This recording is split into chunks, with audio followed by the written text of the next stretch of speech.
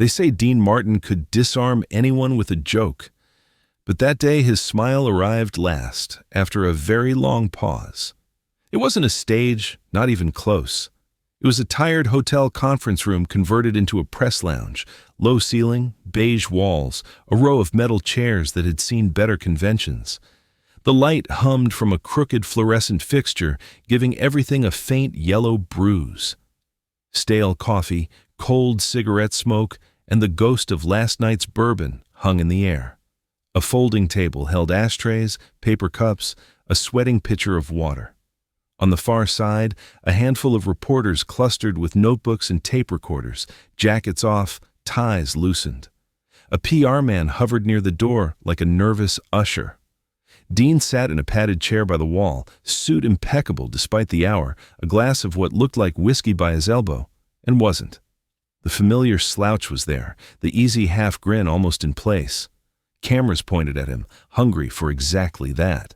Then, the youngest reporter in the room cleared his throat. He was maybe 30, hair too neat, eyes too sure of themselves. His press badge swung on a thin cord as he leaned forward, pen tapping against his notebook. "Mr. Martin," he began, with a hint of amusement that didn't bother hiding itself. "This whole drunk thing you do." He wiggled his fingers, miming a stagger. "How long do you think people keep buying it? I mean, it's just a gag, right? Little circus act for the folks at home." A couple of chuckles sputtered out, nervous and thin. One of the older journalists shot him a quick glance, half warning, half curiosity. The PR man's shoulders tightened under his jacket, but he stayed silent. This was Dean's arena, not his. The photographer nearest the front lowered his camera an inch, lens cap dangling. He knew the rhythm of these sessions: question, quip, laughter, flash. This beat didn't land where it should have. Something subtle shifted. The buzz of the air conditioner, usually background, suddenly seemed too loud. Cigarette smoke hung lower, stubborn, as if even it didn't want to move. Everyone waited for the usual, the lopsided grin, the lazy comeback, the line that would turn the kid into the punchline and the moment into another charming story. Dean didn't give it to them. He looked at the reporter longer than politeness required. The grin stalled, stopped, faded by degrees instead of blooming. The corners of his eyes tightened, just enough to disturb the familiar mask. His hand went to the glass at his elbow, then changed its mind halfway, fingers resting on the tabletop instead. The room leaned in, almost physically, drawn by the absence of sound. Why that question? Why now? Why did this particular crack about a fake drunk land where 1,000 jokes had bounced off before? What nerve had the kid, without knowing, pressed his thumb straight onto? Dean's lips parted, as if a joke were on its way after all. What came out wasn't a joke. "You really want to know?" he asked. The tone was level, cool, stripped clean of showmanship. Later, the people in that room would say the same thing. In that second, the man in the chair stopped being the character they'd come to write about, and someone they'd never met before started to speak. It hadn't started in that room. By the time the kid with the notebook opened his mouth, the drunk had been living on Dean's shoulders for decades. The first time he leaned into it, it was almost an accident. Early TV, bright hot lights, audience colder than the cameras. He'd taken a sip on stage to loosen his own tongue, made a throwaway line about keeping the olive company, and the laugh that came back was bigger than the song before it. The producers noticed, so did the sponsors.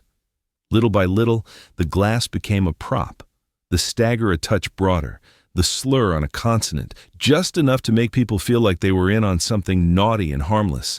The more he played at being unsteady, the steadier the ratings climbed. Off stage, he was the opposite of what he sold. Up early, learning charts. On time for call. Contracts read line by line. He tracked his own intake like a man counting cards, never as much as people thought, always less than rumors claimed. The lush the audience adored was in private, a man who liked control. It worked. The public found it funny. The studios found it profitable. The character grew larger than the man who'd invented it. But the longer it went on, the more it cost. Articles began to appear with headlines that treated the gag as diagnosis. Is Dean losing his grip? When the joke isn't a joke.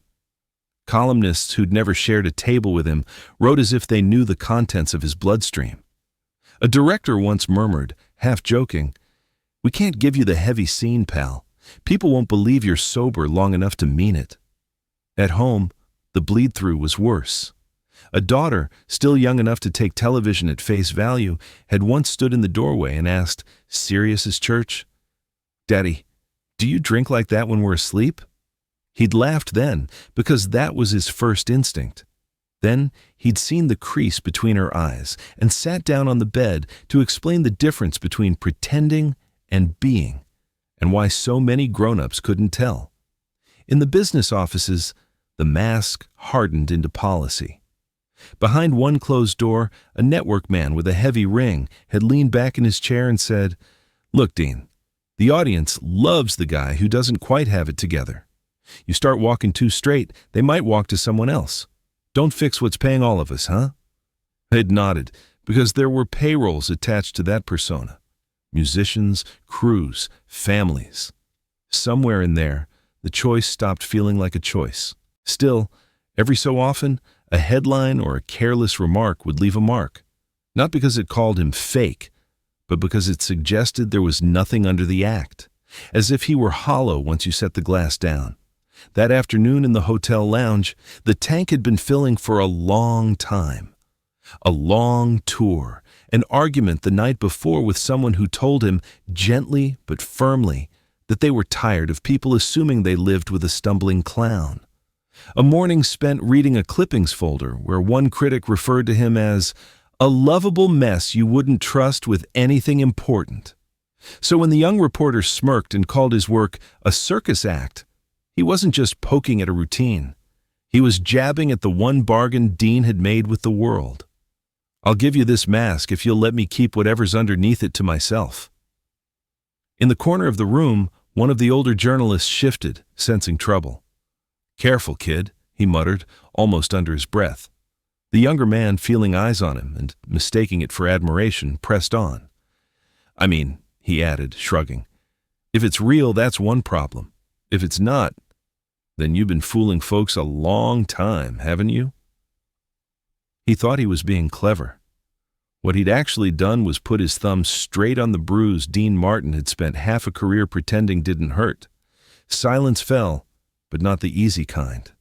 The pen tapping stopped. Chairs ceased their little squeaks. Even the buzzing light over their heads seemed to dull for a moment, as if the room itself were listening. Dean didn't move right away.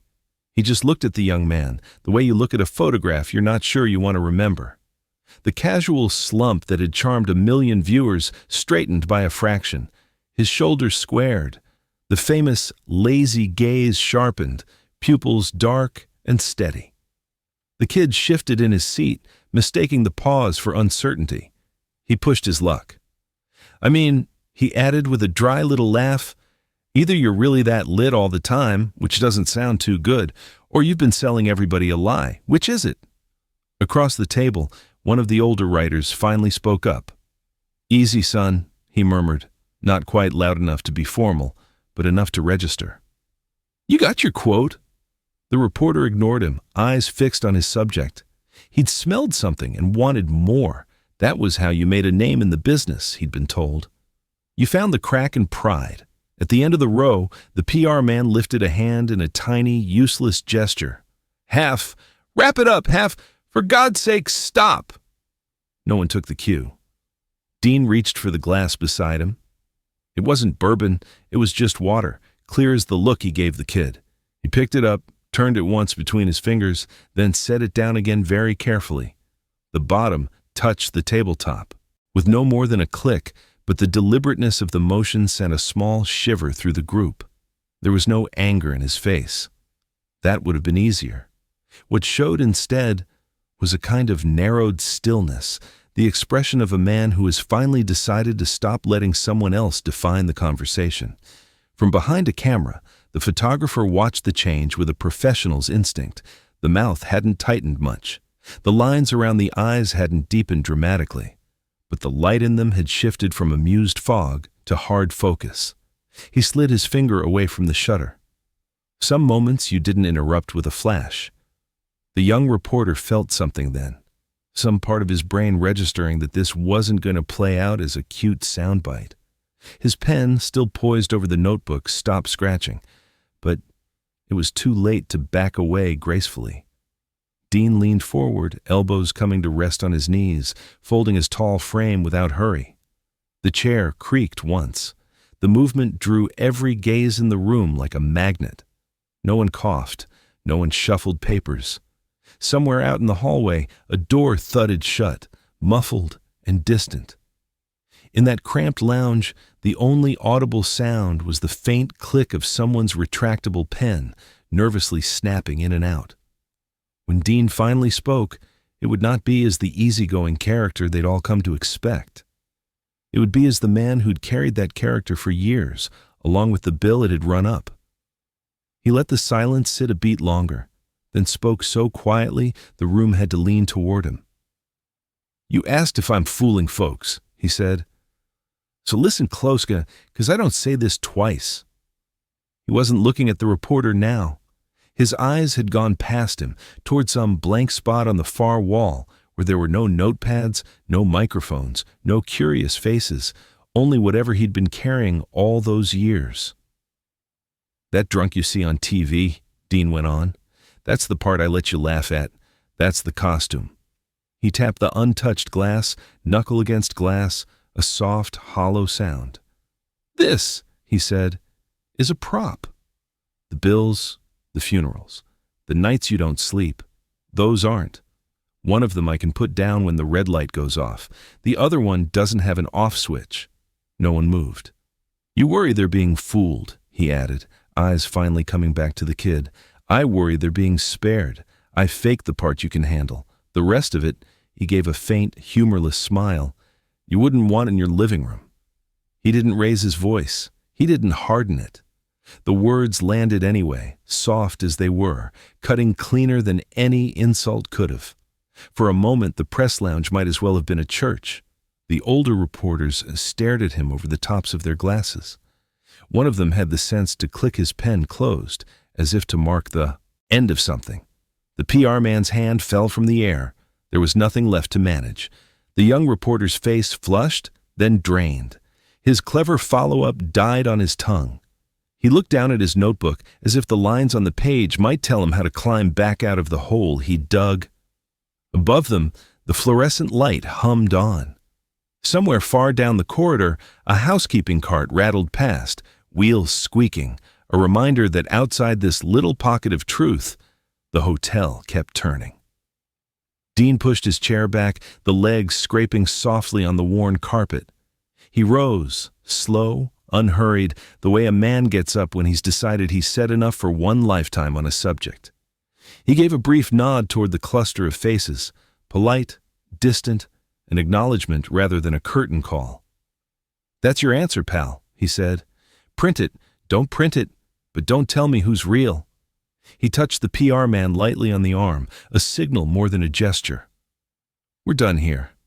Without another glance at the kid, he stepped out into the hallway's dim light. The session never made the papers. No headline quoted that exchange. But among the few who sat in that stale little room, the story traveled for years. There was an afternoon when Dean Martin stopped playing the drunk for a few minutes and let them meet the man who'd been holding him up.